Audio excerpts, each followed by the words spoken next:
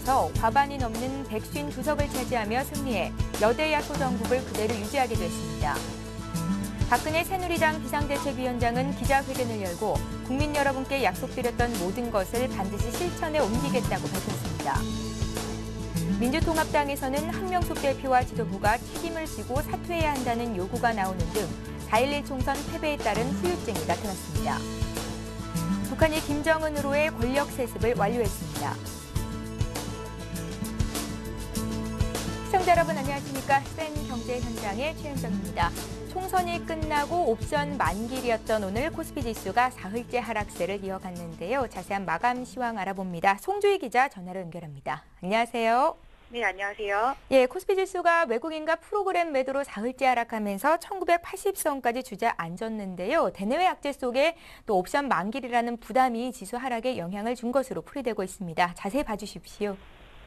네, 오늘 코스피 지수는 7.78포인트 내린 1986.63에 마감했습니다. 스페인 경제 위기와 북한의 장거리 로켓 발사 우려 속에 옵션 만기를 맞아 외국인이 선물과 현물 모두 팔자에 나서며 지수는 한때 1970선까지도 떨어졌는데요. 프로그램 매매도 차익 거래 685억 원 순매도, 비차익 거래 1138억 원 순매도로 총 1823억 원의 매도 우위를 보이며 하락 강도를 키웠습니다. 개인과 기관이 각각 2018억 원, 1997억 원 순매수했지만 외국인이 3,600억 원 넘게 매도 우위를 보이며 사흘 연속 팔자 행진을 이어갔습니다. 업종별로는 은행이 1.73% 오른 것을 비롯해 철광금속과 화학 등이 올랐습니다. 반면 전기전자가 2.4% 떨어지며 약세를 보였고 운수창고와 전기가스업, 의약품 등도 내렸습니다. 시가총액 상위 종목 중에서는 LG화학과 SK이노베이션 등 화학주들이 업황 개선 기대감에 강세를 보였고 KB금융과 포스코 등도 1% 넘게 상승했습니다. 삼성전자와 하이닉스 등 전기전자 업종 대표 종목들의 낙폭은 컸습니다. 현대모비스와 현대차, 기아차 등 자동차 3인방도 약세를 보였습니다. 코스닥은 오늘 막판 뒷심을 발휘하며 0.94포인트 오른 485.71에 마감했습니다. 예, 며칠 전 총선을 앞두고 이른바 정치 테마주들이 여전히 기승을 부린다는 소식을 전해드렸었는데요. 총선이 끝난 오늘도 선거 결과에 따라서 정치 테마주들의 급등락을 보였다고요. 자세히 전해주십시오. 네, 이번 총선이 여당의 승리로 마무리되자 한동안 조용했던 박근혜 테마주들이 또다시 급등세를 보였습니다. 반면 야권의 잠재적 대선 후보로 거론되고 있는 문재인 민주통합당 상임고문 관련 종목들은 무더기 하한가를 기록했습니다. 오늘 코스닥 시장에서 아가당 컴퍼니는 장중 내내 강세를 보인 끝에 가격 제한폭까지 오른 13,100원으로 거래를 마쳤습니다. 보령 메디앙스도 이날 상한가를 기록했는데요. 이들 종목은 박근혜 새누리당 중앙선거대책위원장이 저출산 대책을 밝히면서 꾸준히 관련 테마 종목으로 이름이 오르내린 바 있습니다. 박 위원장의 동생인 지만 씨가 대표로 있는 이지도 14.95%나 올랐고 새누리당 비대위원인 조현정 씨가 대표로 있는 비트컴퓨터도 오늘 상한가 대열에 합류했습니다. 반면 총선 전 크게 치솟았던 문재인 테마주들은 오늘 고전을 면치 못했습니다. 우리들 제약과 우리들 생명과학은 하한가를 기록했고 조강페인트와 유성 TNS, 바른손 등 이른바 문재인 테마주들은 10% 이상 급락세를 연출했습니다. 문 상임고문의 정치적 영향력이 줄어들 것으로 전망되면서 야권의 대안 세력으로 꼽히는 안철수 서울대 융합과학기술대학원장 관련 주들은 급등했습니다. 안철수 연구소가 가격 제한폭까지 치솟은 것을 비롯해 달만테크와 솔고바이오 등도 상한가를 터치했습니다. 전문가들은 그러나 정치인 관련 테마주들의 주가 흐름이 실적을 비롯한 기업 가치와는 상관이 없기 때문에 이들 종목에 투자할 때는 좀 더 신중해야 한다고 조언하고 있습니다. 쉽게 오른 만큼 빠르게 내릴 수 있어서 실적이나 성장 가능성을 살펴본 뒤에 투자에 나서야 한다는 얘기입니다. 예, 일단 총선과 옵션 만기라는 두 가지 이벤트가 시장에 큰 영향이 없이 마무리가 되면서 앞으로 외국인들의 매매 패턴에 어떤 영향이 있을지, 어떤 변화가 있을지 투자자들의 관심이 모이고 있는데요. 전문가들은 6월 이전까지는 외국인들의 매수세를 기대하기 힘들 것이다라고 전망을 하고 있다던데 이유가 있겠습니까? 네, 오늘 코스피 지수를 끌어내린 것은 외국인들의 매도 공세였습니다. 외국인들은 이날 3,600억 원 넘게 팔아치우며 사흘 연속 순매도 행진을 이어갔는데요. 이날 외국인의 순매도 규모는 지난달 8일 4,200억 원 이후 가장 많은 수준입니다. 전문가들은 당분간 외국인이 이처럼 순매수를 보이기는 힘들 것이라는데 대체로 의견을 같이하고 있습니다. 스페인 국채 문제 등 유럽 재정 위기가 다시 부상하고 있고 미국과 국내 기업의 실적 모멘텀 역시 크지 않을 것으로 예상되면서 다음 달까지는 유럽계 자금을 중심으로 매물이 나올 가능성이 높기 때문입니다. 프로그램 매물에 대한 부담이 커지고 있다는 점도 외국인 수급에 영향을 줄 수 있다는 지적입니다. 오늘은 옵션 만기 부담이 큰 편은 아니었습니다. 장막판에 지수가 반등하면서 외국인이 선물을 털어낼 기회를 잃었기 때문인 것으로 풀이되는데요. 하지만 선현물 가격 차이인 베이시스가 최근 계속 나빠지고 있는 상황이기 때문에 5월 만기 때는 프로그램 매물이 부담으로 작용할 가능성이 있다는 게 전문가들의 분석입니다.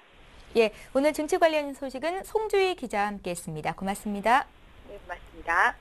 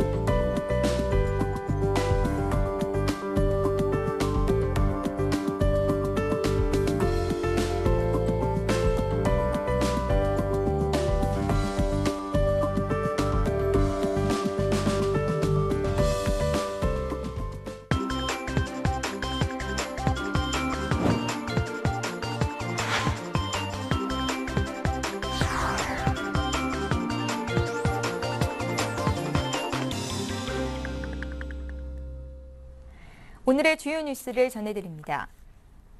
새누리당이 19대 국회의원 총선거에서 과반이 넘는 152석을 차지하며 승리해 여대 야소 정국을 그대로 유지하게 됐습니다. 새누리당은 비례대표를 포함해 152석을 차지해 전체 300석의 절반을 넘어섰습니다. 민주당은 127석, 통합진보당은 13석, 자유선진당은 5석, 무소속은 3석을 확보했습니다. 정당별 득표율은 새누리당이 42.77%로 1위를 차지했고 민주당 36.37%, 통합진보당 10.31%, 자유선진당 3.24%로 뒤를 이었습니다. 이번 선거의 투표율은 54.3%로 역대 최저였던 지난 18대의 46.1%보다 8.2%포인트 높았습니다. 박근혜 새누리당 비상대책위원장은 기자회견을 열고 국민 여러분께 약속드렸던 모든 것을 반드시 실천에 옮기겠다고 밝혔습니다. 박 위원장은 빠른 시간 안에 불법 사찰 방지법 제정을 비롯해 선거 과정에서 제기된 문제들에 대해 철저히 바로잡고 다시는 국민의 삶과 관계없는 일로 시간을 낭비하지 않겠다며 또다시 과거의 구태로 돌아간다면 역사의 죄인이 될 것이라는 각오로 다시 시작하겠다고 말했습니다. 박 위원장은 이제 새로운 지도부를 구성해 당을 정상체제로 운영하겠다며 민생 문제 해결과 공약 실천을 위한 실무 작업에 들어가겠다고 전했습니다. 민주통합당에서는 한명숙 대표와 지도부가 책임을 지고 사퇴해야 한다는 요구가 나오는 등 4.11 총선 패배에 따른 후유증이 나타났습니다. 박지원 최고위원과 장선민 전 의원은 한 대표의 대표직 사퇴 및 정계 은퇴, 지도부 해체를 요구했습니다. 한 대표 측은 국민의 뜻을 무겁게 받아들이겠다면서도 사퇴 여부에 대해서는 명확한 입장을 밝히지 않고 있습니다. 한편 심대평 자유선진당 대표는 이번 총선의 책임을 지고 대표직에서 물러났습니다. 북한이 김정은으로의 권력 세습을 완료했습니다. 북한 노동당 대표자회는 지난 11일 김정은을 노동당 제1비서로 추대했습니다. 또 북한 노동당 중앙군사위원회 위원장에 임명했으며 당 중앙위원회 정치국 상무위원을 겸하도록 했습니다. 한편 북한은 로켓을 발사하겠다고 예고했던 첫날인 오늘은 로켓을 발사하지 않았습니다. 로켓 연료가 충전된 상태에서 3일 이상이 지나면 부식 우려가 있기 때문에 정치 상황과 기상 상태를 고려할 때 14일 발사가 가장 유력합니다. 3월 취업자가 작년 같은 달보다 41만 9천 명 늘었습니다. 통계청에 따르면 지난달 취업 인구는 2,426만 5천 명으로 2011년 3월보다 0.5%포인트 늘었습니다. 취업자 수는 최근 5개월째 40만 명을 웃돌았지만 올 1월을 정점으로 증가세가 둔화되고 있습니다. 실업률은 3.7%로 전년 동월 대비 0.6%포인트 낮아졌으며 15세와 29세 청년층의 실업률은 8.3%로 1년 전보다 1.2%포인트 하락했습니다. 2월 시중 통화량 증가율이 지난해 1월 이후 최고치를 기록했습니다. 시중에 풀린 돈이 많다는 것으로 물가 불안이 우려됩니다. 한국은행에 따르면 시중 통화량은 지난해 같은 달보다 5.3% 증가했습니다. 2008년 글로벌 금융위기를 전후해 두 자릿수까지 올랐던 시중 통화량 증가율은 이후 꾸준히 하향 곡선을 그렸지만 지난해 7월 들어 다시 커졌습니다.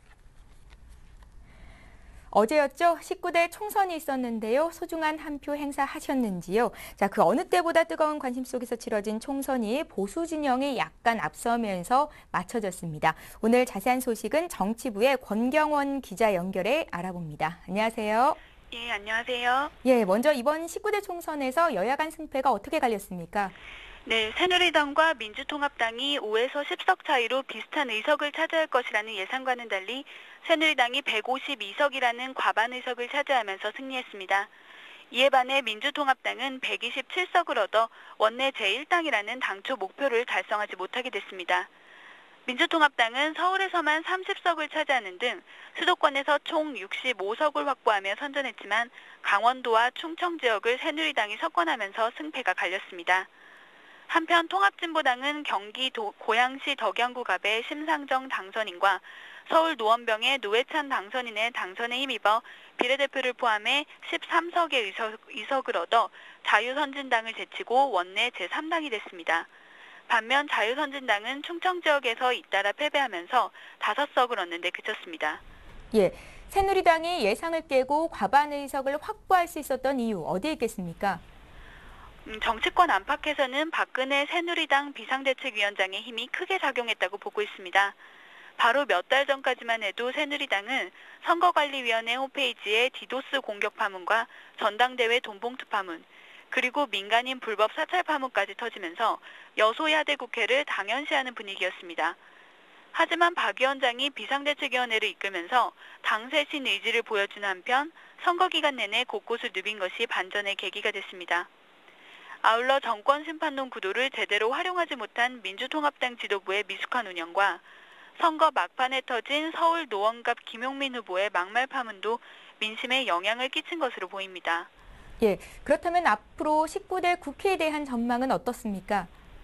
새누리당이 단독 과반으로 제1당이 되긴 했지만 야권 연대의 발언력 역시 강해졌기 때문에 19대 국회에선 많은 이슈를 놓고 두 세력이 부딪힐 것으로 예상됩니다.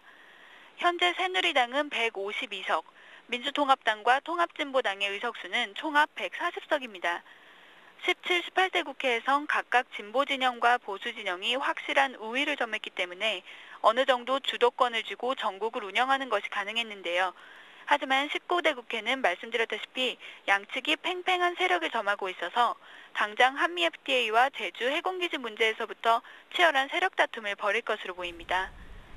예, 이번 총선은 대선 전초전이라고 불릴 정도로 주요 대선 주자들끼리의 대결도 관심을 모았었는데요. 박근혜, 안철수, 문재인 등 대선 주자들의 앞으로의 전망 어떻게 보시는지요? 일단 박근혜 새누리당 비상대책위원장은 이번 총선 승리로 박근혜 대세론을 입증하며 탄탄한 대권가도로 확립했습니다. 강창희, 최경환, 유승민, 서병수 당선인 등 대표적인 친박근혜계 인사들도 국회 입성에 성공해 앞으로 새누리당은 박 위원장 중심으로 더욱 개편될 것으로 보입니다. 반면 문재인 민주통합당 상임고문과 안철수 서울대 융합과학기술대학원장은 이번 총선으로 인해 상처를 입게 됐습니다. 문 상임고문은 부산에서 2명의 민주통합당 후보의 당선을 이끈 데다 낙선 후보들의 지지율도 40%로 끌어올리는 성과를 얻었지만 낙동강 전선에서 확실한 문풍을 일으킨 것은 아니라는 평가를 얻으면서 절반의 성공에 그쳤습니다. 안 원장은 지난 서울시장 보궐선거에서 박원순 시장의 승리를 이끈 것과는 달리 이번엔 유튜브를 통해 간접적으로 야권을 지원했는데도 성과가 기대에 미치지 못해 대권 주자로서의 입지가 축소됐습니다. 예, 정치부의 권경훈 기자 연결해서 19대 총선 결과와 함께 향후의 전망에 대해서 자세히 짚어봤습니다. 고맙습니다. 감사합니다.